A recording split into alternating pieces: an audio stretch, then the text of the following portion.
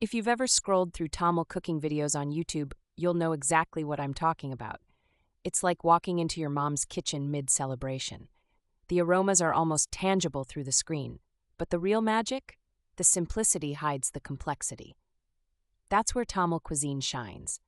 Layered flavors in seemingly effortless steps. For anyone new to Tamil recipes, the initial pain point is usually the ingredients. Asafoetida, curry leaves, tamarind. Sounds exotic, right? But here's the thing. Most of these ingredients are pantry staples you'll use in multiple dishes, not just the one you're trying today. Stock up once and you're set. If you're intimidated by the prep work, I get it. Tamil cooking can feel like a marathon for beginners. Here's a step-by-step pro tip. Anytime a recipe calls for grinding masalas, make a double batch. Freeze half and you'll thank yourself for weeks. Here's an entry point dish you can't go wrong with. Tomato Rasam. It's tangy, spicy, and feels like a warm hug in a bowl. Boil tomatoes, mash them up, and simmer with tamarind water, curry leaves, and crushed garlic. Trust me, it's beginner-friendly artistry. Pain point for many? The timing and sequencing, especially in Tamil dishes where tadka tempering is crucial. Miss time adding those mustard seeds and boom, they burn. Wait for that satisfying crackle before adding your spices. You want aroma, not ashes. Let's talk about Sambar, the rock star of Tamil cuisine. First, cook tur dal, split pigeon peas until buttery soft. Add tamarind extract, veggies, and a homemade spice blend. The secret is balance. Tangy, spicy, sweet, and earthy flavors all in one. If there's one unintuitive trick everyone should know, it's how to use jaggery. Even savory dishes like sambar or puli kujambu can benefit from a small pinch.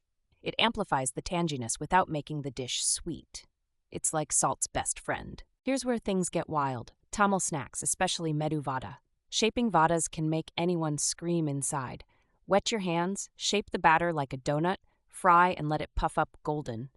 Pro tip, ice water makes shaping easier and cleaner. Desserts? Tamil Nadu doesn't do half measures. Take Payasam. It's creamy, indulgent, and made in under 30 minutes.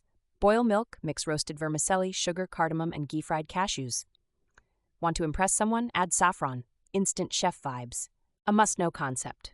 Leftovers in Tamil homes aren't a disappointment. They're a possibility.